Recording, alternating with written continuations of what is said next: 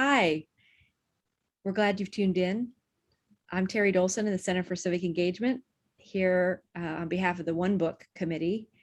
Excited about our One Book this year and especially excited to have Rob Andrejewski with us. Rob actually used the One Book this summer and he's the Director of Sustainability and is the perfect person to talk us through what should we get excited about with this book, Rob. And I'm going to turn it over to you. All right. Well, thank you, Terry.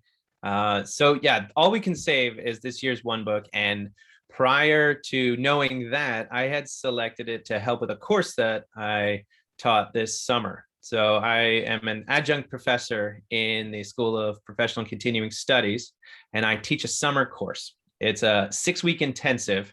So it met for 3 hours a night, twice a week over 6 weeks. And I did it in 2019 and it was great. But a lot of what I do to keep it interesting is experiential. And then this, because of our COVID situation, it was online this summer. So a lot of the tours and the activities and the things that I do to try to engage students were out the window. And so hearing about this incredible book, some of the groups that I belong to, the listservs, they were starting these All We Can Save book circles. And I sort of heard it, but I didn't really get involved in it. And then my wife actually got All We Can Save, and I started looking at it, and it was absolutely perfect for this course. So the class is in the nonprofit studies program, and it's sustainability and nonprofit organizations.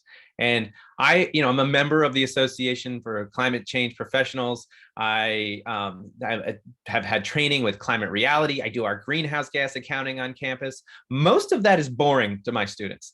Like it can introduce it, but this book, All We Can Save, is this incredible anthology by women writers, really thinking about how to invite other people into solution building for a life-giving future, which sounds awesome to me. And for folks, for graduate students who are interested in nonprofit organizations, that resonated. And so every class after the first one, we did something called, we participated in the book circles that the All We Can Save project, which is affiliated with All We Can Save, set up these book circles, and it was really neat. So this is a copy of what the book looks like. Oh, a little blurry. But it's true. It's All We Can Save: Truth, Courage, and Solutions for the Climate Crisis. And it's a really great book. Not everybody would think that they would be interested in it or it would be relevant to them. But I can tell you, hands down, it resonated with my students. And I still get emails. Our course ended early July, and I still get emails from them asking questions about it or saying, hey, I've been thinking about this and how it affects them at work now, which is really great. Can you tell us a little bit more maybe about, I know the structure of the book is that it's essays. And I wonder if you have, how would you explain that to us? Like what the sections are, and which ones did you use? All of them? Did you use some here and there? Yeah, so the way that I used it was a little bit of a, oh my gosh, what am I going to do? And it fit really well. I would not recommend the way that I used it for every class, but your question is great. So the book is essays as well as poems and art. And so, yeah, some of the poetry is really beautiful, really accessible. And my students hadn't read poetry for a long time, a lot of them, and they really got into it. It's like one of them is one of the poems is called "To Be of Use," and it is just this beautiful poem about like we are built like old vases are built to do something. And so I feel most fulfilled when I'm of use. And that our students just like really just said, yes, I don't want to just, do things rote. I want to actually feel like I'm designed for a purpose, and I want to understand what that purpose is. It's that sort of thing. So the book is actually broken out into eight different sections. Everything from root, which is like establishing what is climate change and why does it matter, but not in a scientific or technical way, in a very holistic, humanistic way. And then, it's this idea of courage. We need to be able to really address the climate crisis, which is, we're seeing evidence of it all over now. Wildfires out west, the hurricanes that got to Greek letters, last summer that are all of these, the evidence of change being here. It's climate changed, not the future. We need a new ways of looking, and these writers invite us into that. I'm going to share my screen, and I will share the All We Can Save Project website. So this website, allwecansave.earth, is all about, again, inviting people into the idea of helping create solutions for a life-giving future. So a little bit about the book, the anthology descriptions here. It tells you about the book. So if you're curious about it, this is a great place to go. But more exciting to me is this idea of group circles. And so this is what I landed on for my class, was utilizing the group circle. Circle is it's essentially a book club. This idea that you get together in a circle, and they provide you with all of these 10 different sessions from begin, and that is really the background of the book, all the way and establishing yourselves as a group, to root, which is getting grounded, advocate, reframe, all the way through. And then there is a cyclical pattern of, okay, I'm getting to understanding, to really emotionally challenging readings about people who have been through some of the trauma that I think certain members of our society more deeply feel the trauma and change that we've been going through, and the intersectionality of the climate crisis with social justice and with intergenerational justice. There's a lot of BIPOC voices that are centered in this book that are normally marginalized, which is another great thing about it. It's incredibly inviting, all of this book. But we use this from begin all the way to rise and onward in our class. And because we had 12 classes, it fit right in. And I was able to essentially have a book club as part of our class. And we had different people open up the sessions. And so what's great is there are these session guides. And this is what I would love to see on campus this year, whether it's formally through a class or just people reading together. And so it really lays out, an opening of what you can read these beautiful poems. Adrienne Rich's poem is absolutely amazing. And then, there's these dialogue questions, and there are ground rules to go into when having a dialogue. And you don't need to utilize the questions that are in here, but they're great to have, either as a dialogue facilitator or as an instructor, just to look at. And so that was really how we utilized it in my class. We read the whole book. I did not have 100% faith that they would read everything in it, but the conversations really indicated to me that these students were more than willing to dive in, and we got deep pretty fast, and then true conversation happened. It wasn't just talking, even online, which is not always easy. Yeah. So in our Zoom sessions, like, people would really, oh, this resonated with me and here's why, and somebody else would jump in, even if it was not an agreement perspective, but something like, oh, I viewed that in a different way, and it was really wonderful. That's amazing, Rob, that these are such great materials. Yeah, there's a lot of really great stuff in there. What if someone said to you, Rob, that they'd like to use, say it's a professor and she's maybe teaching a WGSS class, and she's going to use a lens of looking at the intersection of feminism and the environment. So say she would choose maybe one chapter, one section. What should that professor think about or look out for in terms of, are there other parts of the book that could maybe also be included, like the introduction, or how might you think about that for someone who's not going to do their whole class, but one part of their class? If this is a WGSS professor, the whole book is relevant. I mean, the book introduced me to the concept of climate feminism, which is not something I'd ever heard before. The stories are from women writers, and women is a broad term. It's very inclusive. But that's done very much on purpose. There's a lot, feminism is centered in this book. And so, yeah, from the introduction all the way through, I think that part of, a story like Mothering in an Age of Destruction, I believe that's the title of it, by Amy Westervelt. The idea of community mothering, the guilt that comes with working on a crisis and being pulled when you are in a resource for communities to between caring for your own children and caring for communities, what that means, how that works, the concept of community mothering versus community mothering in reality.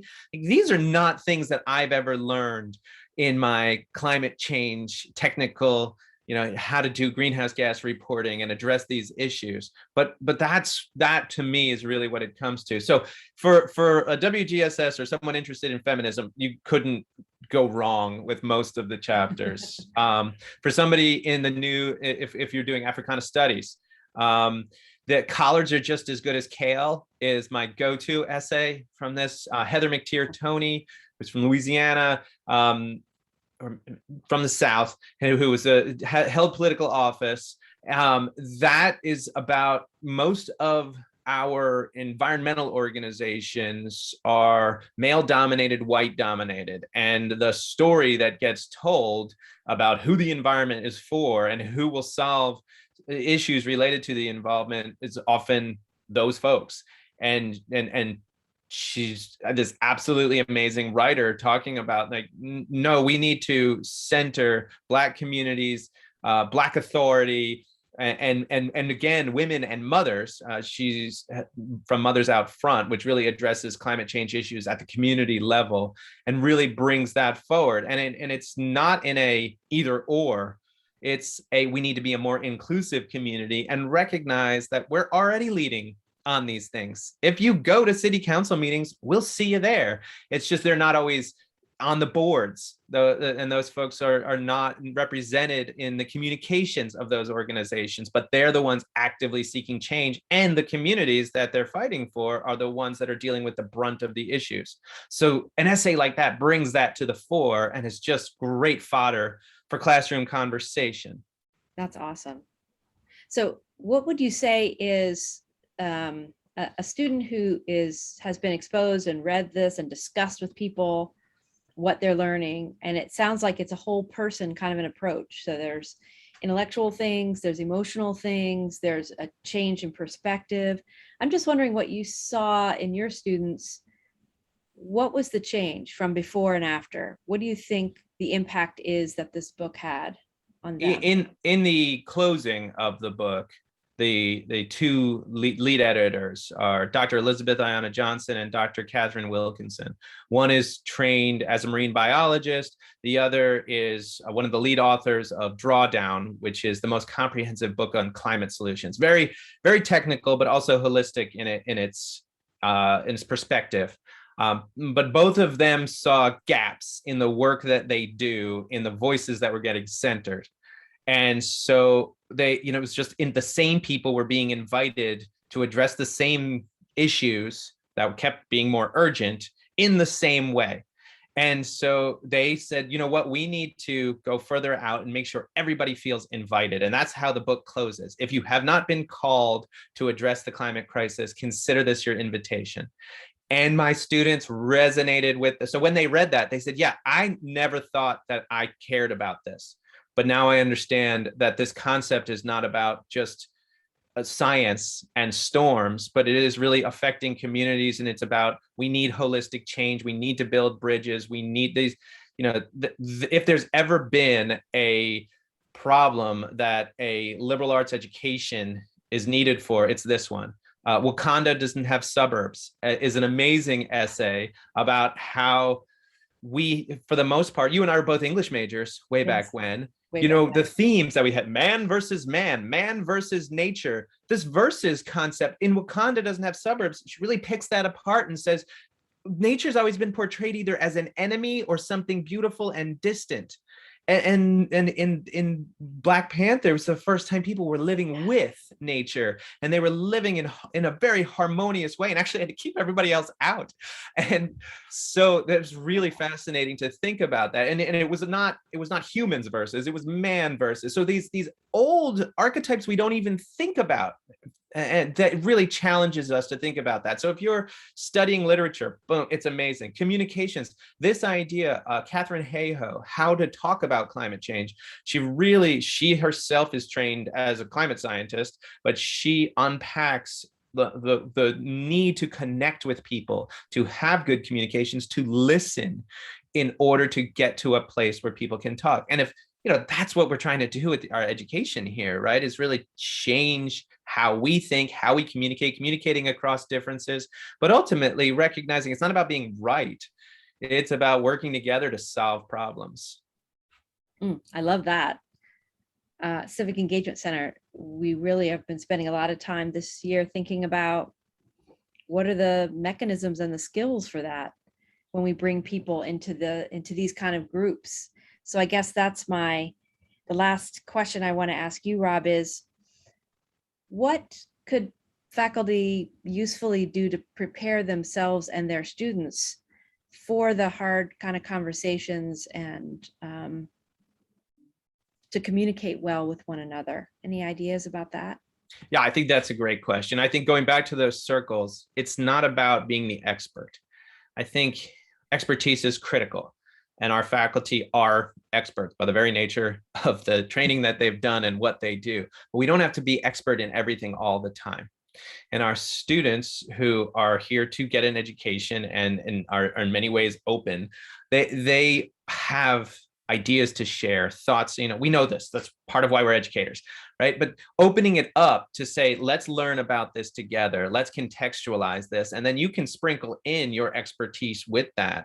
But a lot of what we're trying to do with these big issues is try to understand how we can wrestle with them. And I'm going to share my screen again because there's something really neat I want to share that I think can help folks who are preparing. Now, choosing which essays you might want to do, I think that's going to be person to person. But along with the circles, there's a For Educator tab.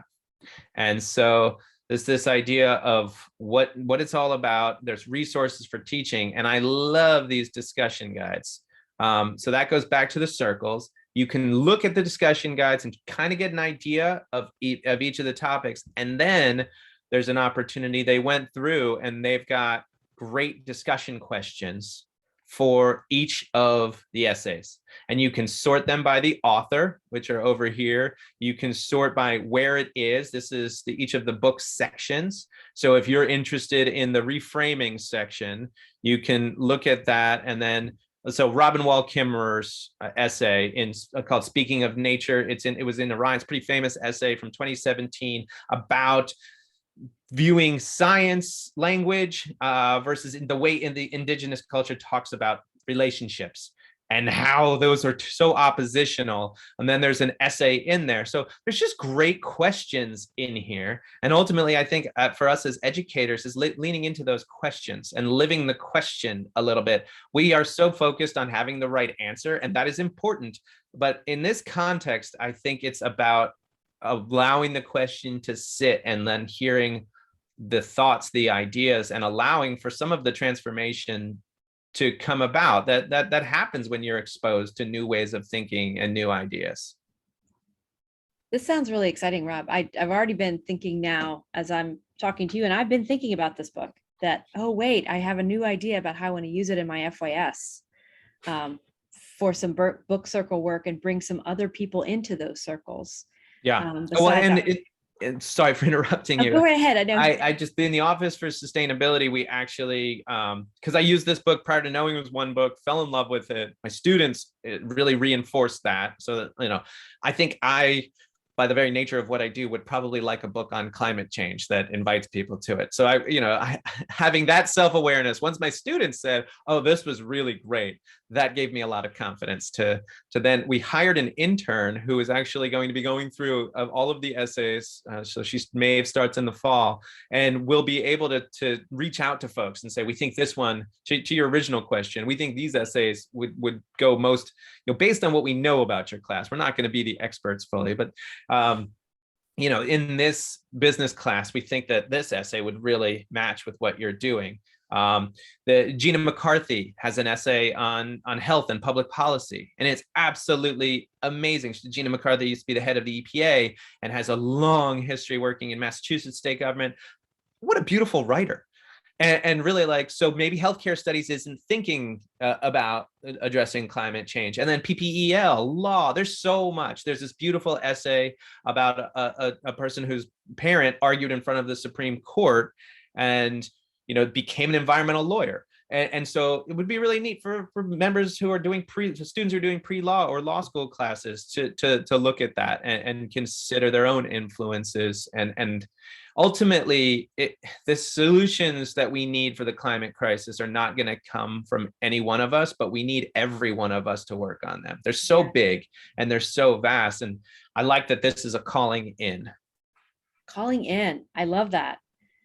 Well, I also want to say that we'd be happy at CCE to work with people if they're doing these in their classes and they say, hey, I'd like to take my students following up on that down to the James to see the fish ladder. I don't know, I'm making that up, but you know, maybe there's some specific thing that arises, or for some other reason you want to get down to the eco corridor and do something with your students. Just know, I just want people watching this to know, reach out to us, reach out to me, reach out to Rob. There's so many ways we can make things happen. I'm excited for our students. I'm excited that for them all to get called in, no matter what discipline they're thinking about, whether they're literature people or lab people. It sounds like that's what I'm excited about. I think that's great. And I do think that once folks start to read this, they will really, it will resonate. There's an essay that I could never have imagined having such impact in my class called An Ode to Black Gold, I believe was the name of it, or just Black Gold by Leah Penniman.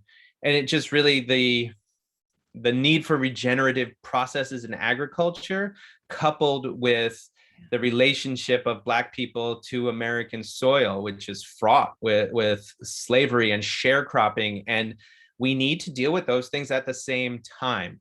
Our soil is depleted and folks are not necessarily being called because there's a lot of trauma with our history there. And so that's the sort of essay that, you know, is in this book, and it's beautifully written, but it's so powerful. And our students, none of whom have an agricultural background, really wanted to sink into that one. Oh, I just love hearing about these. All right, now I'm so excited to go back to the book. Yeah, good. And I'm happy. I'm taking it on a trip with me again to reread some of the essays. So if anybody wants to chat further about any of these essays or how we used it in class, I'd be happy to chat anytime. That'd be awesome. Maybe we'll set up a coffee. You know, I like to have coffee at all the things I do.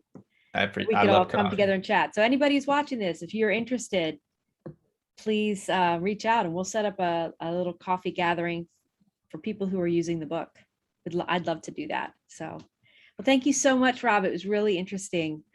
Thank you. Thank you for being out there at the Vanguard and using this book. I'm excited to see what comes of it. Yeah, me too. All right. Well, thank you all. Bye. Bye.